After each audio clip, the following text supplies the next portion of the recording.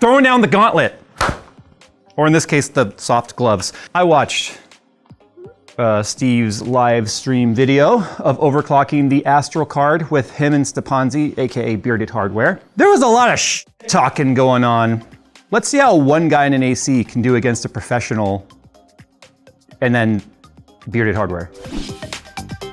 The Evolve X2 PC Tower from Fantex redefines the desktop computer with its see-through glass design, aluminum interior, and powerful vertical cooling solution necessary for today's high-end hardware. The vertical airflow design draws in fresh air from the bottom and expels warm air out the top via a slanted grille design, moving warm air away from the user. An integrated cable management, support for BTF and Project Zero cable systems, and rear motherboard door concealing all wiring makes the Fantex Evolve X2 one of the cleanest towers available today. To see the full list of specs and CR coverage of the Fantex Evolve X2, follow the sponsored link in the description below. Yes, this is the Asus 5090 Astral OC card with the astronomical price to go along with it. I put out APBs everywhere I possibly could. I did not want to go through Asus for this card. I did manage to be able to buy one through an SI. I'm not gonna name that SI because I don't know whether or not I can or I'm allowed to or not, but I did pay full MSRP at $3,079 pre-tax. After tax, it was over $3,300.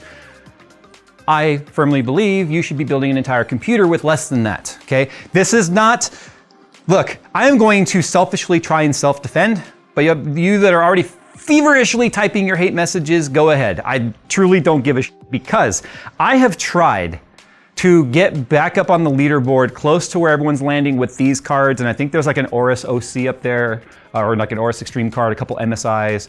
There's a reason why none of the FE cards are up that high anymore, and there's a reason why the Zotac card we have isn't up that high. Our Zotac card, remember, that was an engineering sample card. I don't have it on hand, but that was an engineering sample card. And when I look at the frequency range on that when I'm doing like my Port Royal run and stuff, we need the highest consistent frame clock or GPU clock that we can get. That one would go from like 2,900 down to 2,200, up to 2,500 down to 2,200, up to 3,000. It was so fluctuating, it was impossible to do anything with that card. It just would not be consistent. Now, the first time I got to play around with the Astral OC, it was actually the liquid cooler, which if you guys have watched my live stream, you know Martin Sugar 2K, played like Phasmo with him and a bunch of other games. He's like kind of a part of our regular crew. That was his card that he waited in line at Micro Center to get. I think he came in at like midnight and then got it that morning, so he didn't have to wait days like everyone else. He came on the second day, happened to get the one liquid cooled card they had. That was the card I used of his, but I have learned some secret sauce methods, and I will not be showing some of my secret sauce methods I've sort of figured out. Every card family has its own like quirks that you have to figure out. Sometimes the highest clock is not the best performance. Sometimes the highest memory is not the best performance. Sometimes certain settings in your BIOS for your CPU is not the best for performance. Same thing when it comes to RAM. I can tell you when it comes to the platform, it's just as important as the card itself. So the RIPGN series, if you're not sure what that is, it goes all the way back to when the 20 series launched from NVIDIA, like the 2080 and the 2080 Ti. SLI was still a thing. I got myself on the leaderboard because I had a couple of cards at launch from MSI, and then Steve beat us and was like, hey Jay, look at that, RIPJ, and then I fired back with RIPGN, and then we leveled up from air to liquid cooling, and then ice bath, and then dry ice, and then LN2, and then it got all the way to EVGA's headquarters where we had a live competition with LN2 overclocking where I almost lit my eyebrows on fire, but that's a different story. Don't help Jay, Vince, this is a one-on-one. Did you just blow your eyebrows again, man? I saw a flame. Oh, man. I saw a flame and it went woof. And then we did RIPGN a little bit with 30 series, and then 40 series, it didn't happen at all. So I threw down the gauntlet. In fact, I've already beaten Bearded Hardware score by a lot on this air-cooled card without the air conditioner. And then I beat it even further, my own score, with air conditioning. So I've only kind of played around with this card in Port Royal, but when they were doing their live stream, they really did. It's all in good fun. There was a lot of talking and teasing. I know Stepanzi, we talk cars a lot. I've known Steve for years, obviously. It's all in good fun. So if you see some heavy shit talking, just know we all do respect each other. But these are bragging rights here, and we have to, bragging rights come with talking rights. And the whole point is to put that shit right back in your opponent's mouth. Gross, but true, okay? So anyway, back to what I was saying. They were using the Astral OC card. and they had it shunt modded. So that means they were able to pull an extra like 40 to 45 watts or so out of it. I didn't do any of that, and I've already beaten his score by a lot. So this is gonna get interesting. But anyway, as I started to say, I already told Steve via phone, hey, I'm gonna revive RIPGN. I did watch your guys' live stream. I was rooting for you, and but enough's enough. The talking, yeah, we're gonna, and so I gotta put this out there. Every time Steve puts up scores through Stepanzi, and it shows hashtag bearded hardware as the name. Steve, you gotta put up your own scores. It's gotta be GamersNexus versus Jay's 2 cents. So you're gonna have to put your own scores up there. It's gonna be interesting though, because I think they're having a hard time sourcing a card, because that was actually a borrowed card that they had to return. They shunt modded a borrowed card? They did. They did. That's brave. They got approval. They were allowed to do it. It was actually an SI that let them borrow the card. And it was slated for a build, but they asked the person who the build was slated for, can GamersNexus and Bearded Hardware use your card to modify a little bit to try and get on the leaderboards for reviving RIPJ and then their own purposes, and they were like, yeah, do it. It carried a full warranty. Don't worry, the SI is warrantying it. But yes, they did that with a card they didn't own. I own this card. I may or may not look into modifying it, but I gotta wait for the $3,300 I just shelled out for this to kind of cool off a little bit. No pun intended. Let's do this. Let's go ahead right now and just kind of get ourselves on the Steel Nomad chart. And then I am pulling out all the stops to the AC. You guys have seen me level it up from cardboard, back like cardboard forever, up to like styrene. I spent $200 in materials today, raw materials, just for the AC. So now we're up to $3,500 worth of RIPGN. Actually, this whole competition should just be RIPGN and Jay's wallets. Again, this is not like a review of this card, but I want to point out this is the only card on the market that actually gives you per pin monitoring on the 12 volt side of the 12 volt high power connector. So you can actually see the live amps and stuff. So this card is the one card I feel might carry some actual value to some of the really premium costs over the other 5090s. Now please don't confuse the word value in 5090 in a holistic sense. Like, I don't feel like the 5090 carries any value over, say, finding yourself a used 4080 or something like that. But in terms of this one, giving you at least monitoring and warning you if your pins are over amps is a nice thing you could save the card beforehand. Apparently, I don't have one. If you pair it with a Thor V3 power supply, it'll actually load balance on the power supply side. So that's kind of a neat ecosystem. But we are gonna be turning off power detect because I don't want it yelling at me. My PMD is already gonna be yelling at me. But anyway, you can see right here, I'm number 11. Right, I was down at like 50 something. I had a score of like 40,160 something, I think it was. Phil can put it up here. I came all the way up to a 41,695. I gained 1,500 points with no mods. That's what's crazy about this. I'm wondering if there was some sort of an inefficiency in potentially Bearded Hardware setup, so he's number 35 at a 40,819. So that was the score he put up. His max boost would have been 3210 if it could maintain that, but due to power and voltage and all that limitations, it would never hit there. His memory clock was only at 2,000. That's because they were using MSI Afterburner. They know they need to go up to 3,000.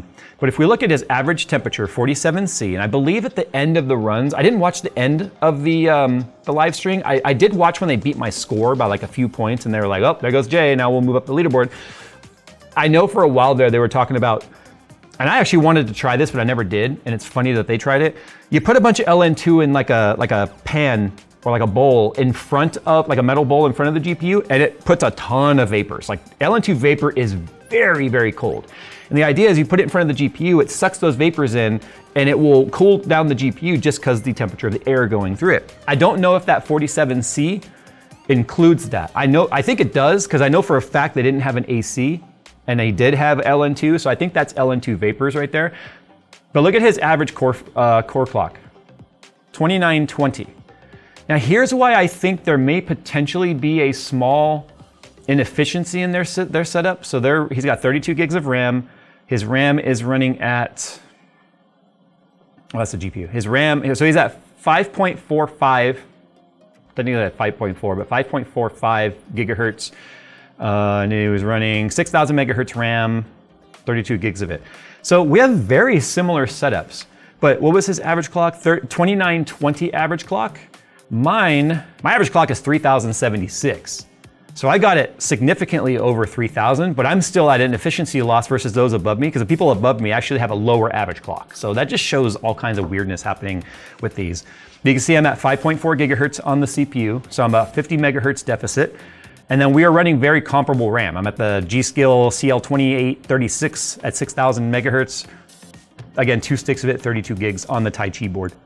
Fun fact, I am running the exact setup that apparently is killing 9800 X3Ds, and this thing has done no less than 1,000 GPU runs in the last 2 months and has been running day and night with no issues whatsoever. However, it is still on the out-of-the-box BIOS and I never touched it. So I'm not gonna touch it. So here's the thing. If I could beat his Port Royal score as much as I did, theoretically, I should be able to beat this. But I know nothing about Steel Nomad. I know nothing about its nuances. I know nothing about what it likes. Does it like more RAM speed? Does it like more GPU core? Does it like more CPU? I have no idea.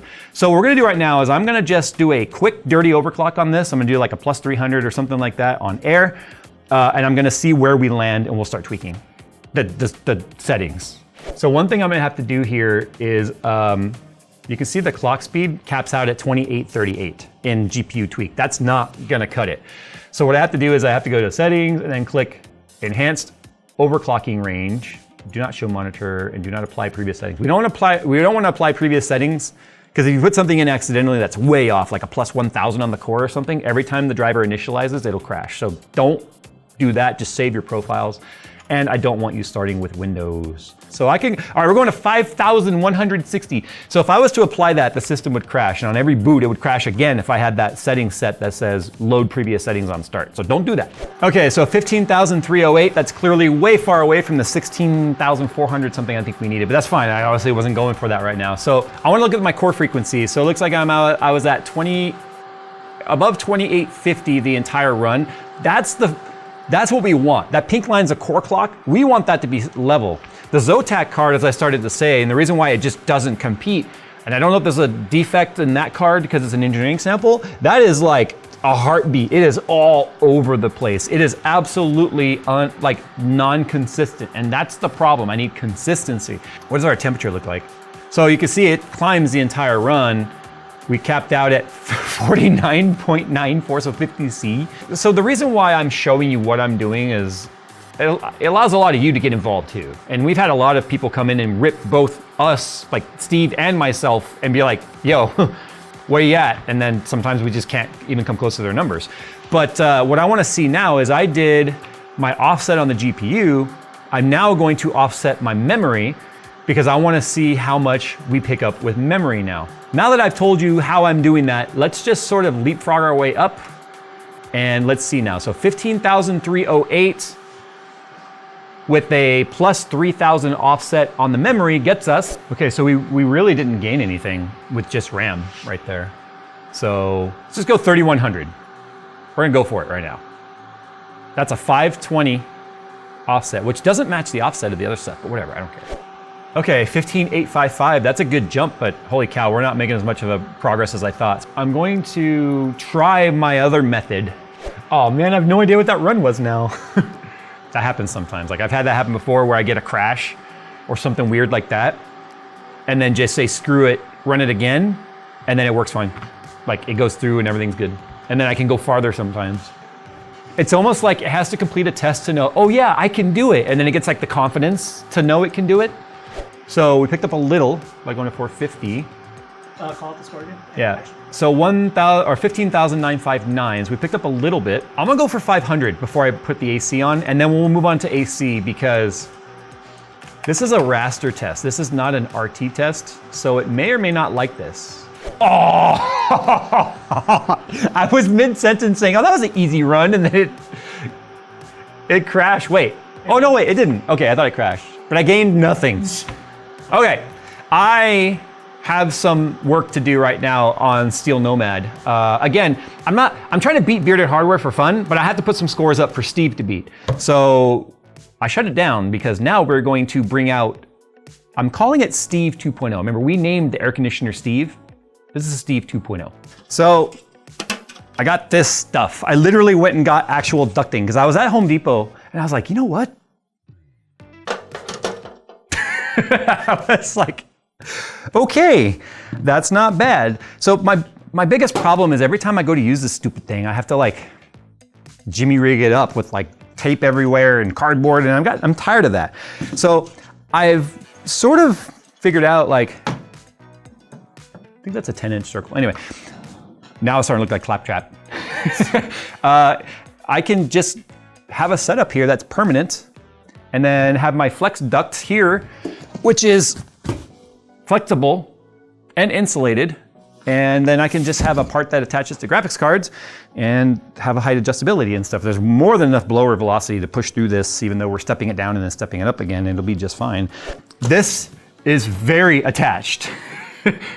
Dude, Gorilla Tape for the win on that one. Okay, so I have taped up all the edges on here, got rid of the sharp edges, doubled up on the Gorilla Tape. One, to hold down the flap, because I'm not actually mounting it down to any sort of duct, like register in the ceiling. But I wanted to not have anything short out or even scratch this card. I have 25 feet of this and I really only need about 2 of it. But it's the smallest size they got. And I paid 66 bucks. Oh, geez. Oh, Ladies. it's excited to see you.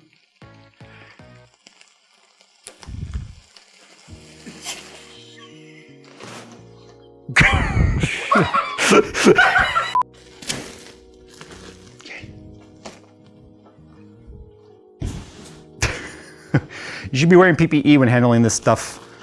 This is definitely a do as I say and not as I do kind of a situation here. Ow! Fucking ow! That was easy. Okay, we're good. This might be the nicest version of it yet. All right, Steve, you're ready for work. I just have to tape up the gap on the top, and then I'm gonna tape up this gap right here on the card. I don't want anything bypassing that way. Okay, come on, Steve. Oh, Steve's put on some weight. Okay. Whoa. The fibers. Yeah! Woo! I'm covered in fiberglass fibers. This is why you're also supposed, hey, I found that missing screw. This is why you're supposed to be wearing like a, oh, my nose. Okay, whatever. All right, let's get this thing fired up and getting cold. And I'm gonna pre-chill the card. We're set up, we're chilled. Let's see what the idle temp is right now. With the blanket method I told you about, I couldn't get the card to go below about 17 degrees. So right now, it's at 11. All I need is a few degrees. It will matter. It will make a huge difference. All right, here we go. I just wanna hit 41,007. Yay! 41,748. And that's slower than I was yesterday. Like, what I mean by slower is I did not push the clocks as far as I normally did. So that shows just the extra air going through here is actually beneficial. So this should now have put me in the top 10. 41,748. Now you can see I gotta get up 41,756. And then Junball at 41,843, that's a bit of a jump, and then Phantom at 42,053. So now we're starting to get to the guys that are playing with the card. So let me push this now a little bit. We're gonna go for 550. And I'm gonna let it chill out just a little bit.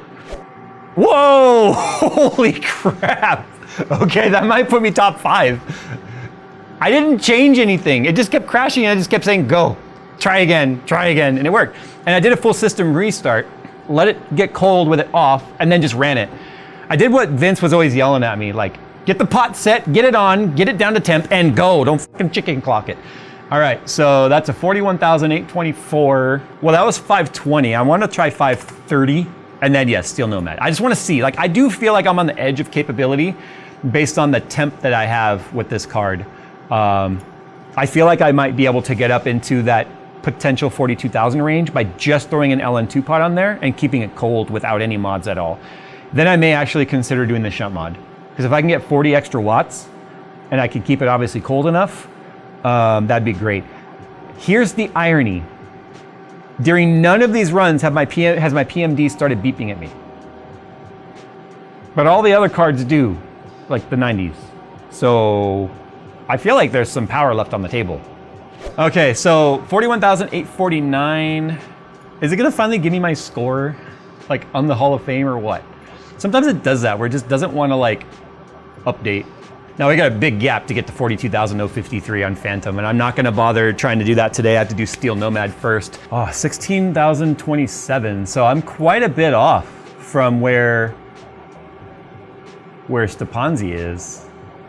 Yeah, he's at 16,309. I'm at 16,027. Okay, so I have less than 300 points to make up. Okay. I has an idea. And then we'll start wrapping this up because it's just fun to beat Bearded Hardware, but I gotta worry about Steve here. I am gonna go ahead and go back to 3,000 RAM and see. Actually, no, I'm not. I'm gonna go back to like 510 on the core here. Because one of the things I did was I backed off the memory to try and get more core stability potentially, and that seemed to work here because the last crash was at 500 offset, but all I did between that last run and this one was drop the memory back down to 2,000. I gotta run it back. It did that thing where it crashed on the last frame and then didn't actually spit me out a result. This is quite literally the edge of stability overclocking. I have to restart the system again because it does a thing where 3D Mark crashed and then says it's running when it's not.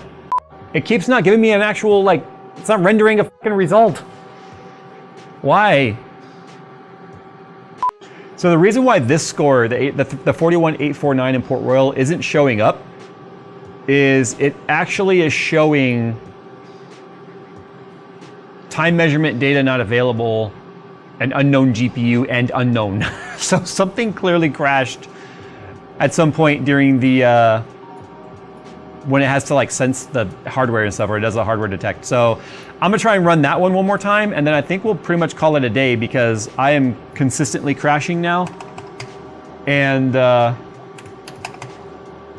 have some scores for at least Steve to try and beat. I'm not gonna be matching Stepanzi's Steel Nomad because it keeps like not even starting for me right now. So it's possible I may need to reinstall 3D Mark or reinstall the driver. When I start getting those, like, it just gives me a white square when starting the test now. So it's one of those things where it could be an issue. I'm gonna find out right now if Port Royal will run. I'm still happy with the 51,824. I mean, the 51,849 would bump me up one more spot into 7, but I know the card's capable of it, and I can always come back and do this again later. And the cool thing about this is now set up and ready for that card. So I can always take this apart, like just take it off, and then I can have the card hooked up and ready to go within 5 minutes of starting this again. So that's what's nice about this setup right here. Yeah, see, that wasn't nearly as good of a run right there. 41,712. Okay, so now that ran, will Steel Nomad please run? Yeah, something's just wrong with Steel Nomad right now, so I'm gonna have to probably reinstall 3D Mark to get this to work, but okay, so those are the scores that Steve needs to beat.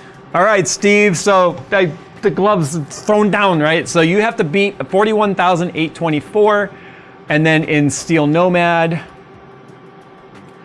you gotta beat 16,027. So I'm gonna have to work on that Steel Nomad score for sure, and Bearded Hardware is gonna have to work on that Port Royal score. And again, non-modded cards, so you know, that's fine. Anyway, all right, RIPGN is back. It's gonna be some gaps between these because it takes time to get to it, and both Steve and I are about to travel for more than a week and leave the country. So, not together though. I don't wanna be around him that long, but it's fine. Anyway, moving on. Thanks for watching. Hope you guys enjoy the RIPGN. It should be a lot of fun. It will go from this monstrosity at some point to LN2, and that's the whole purpose of why I got this card. It's not even going in my personal system. I thought maybe at some point I'd put a 5090 in there.